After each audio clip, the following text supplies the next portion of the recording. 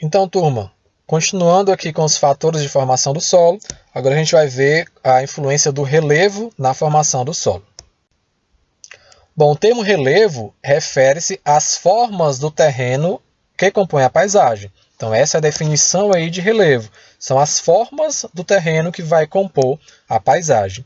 E a ação do relevo na formação do solo, ela se dá sobre o clima do solo e sobre a dinâmica da água. Então, o relevo ele vai influenciar no clima do solo e vai influenciar na dinâmica da movimentação da água. E essa influência a gente vai ver a partir de agora. Primeiro vamos falar da influência do relevo no clima. Então, como o relevo vai influenciar no clima do solo? A ação do relevo sobre o clima se dá através da incidência diferenciada da radiação solar de acordo com a inclinação e posição do relevo em relação ao Sol.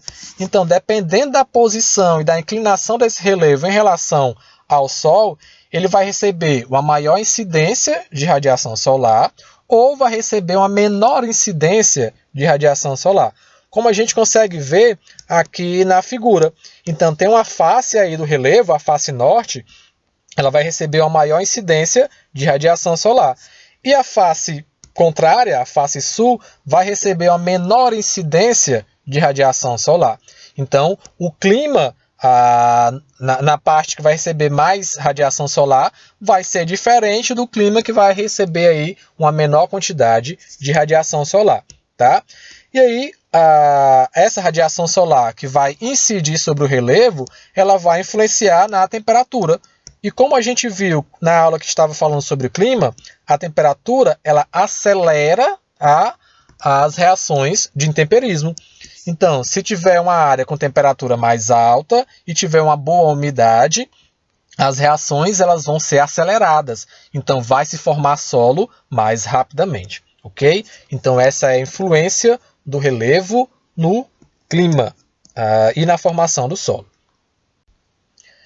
E agora vamos falar da influência do relevo na dinâmica da água. Talvez esse seja o papel mais importante aí do relevo na formação do solo, que vai influenciar na dinâmica da movimentação da água.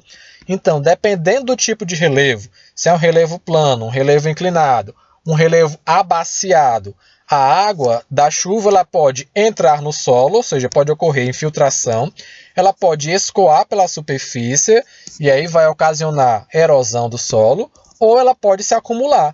Como no relevo abaciado, a água ela vai se acumular. Nessa figura, a gente consegue ver aí um esquema de como é aí os diferentes relevos, né? Um relevo mais plano, e aí na parte de cima aí, né, do relevo plano, a água ela tende a infiltrar mais rapidamente.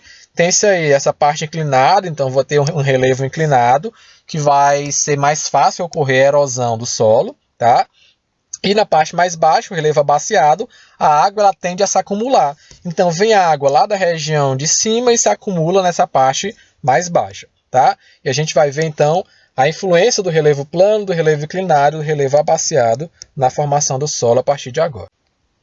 Nos relevos planos, praticamente toda a água da chuva ela entra no solo, dando condições para a formação de solos profundos. Então, vai ter água suficiente para que ocorra as reações do intemperismo. Que a gente viu que a água é essencial para que ocorra, principalmente as reações químicas, né?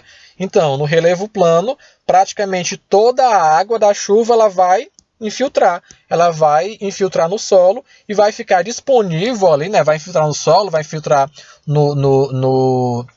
vai infiltrar na rocha e vai ficar disponível para que ocorra as reações de intemperismo, tá? Então, em relevos planos, podem também ocorrer solos rasos quando a região é muito seca, tá certo? Geralmente, relevo plano, vou ter solos mais profundos. Mas, se for uma região seca, que não tem água, não tem uma boa disponibilidade de água, mesmo tendo relevo plano, vai se ter ali um solo mais raso, porque não vai ter água de chuva suficiente para que ocorra as reações e forme ali um solo profundo. É importante ter aí essa observação também em mente, é importante atentar para isso, tá certo? Então, no geral, relevos planos, toda a água vai infiltrar e vai ficar disponível para que ocorra as reações de intemperismo, formando assim solos mais profundos.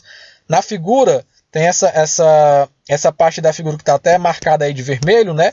Indicando que naquela região mais plana ocorre a formação de um solo mais profundo. Por quê? Porque a água penetrou no solo e aí ficou disponível para que ocorresse todas as reações necessárias para a formação de um solo mais temperizado. Então, relevo plano leva à formação aí de um solo profundo, ok? Já agora nos relevos inclinados, né? Como é que vai ocorrer essa dinâmica da água no relevo inclinado? Então, nos relevos inclinados, grande parte da água ela escorre pela superfície, favorecendo a erosão e dificultando a formação do solo. Então, em relevo inclinado, a água ela não vai infiltrar, ela não vai penetrar no solo, ela vai escorrer pela superfície do solo.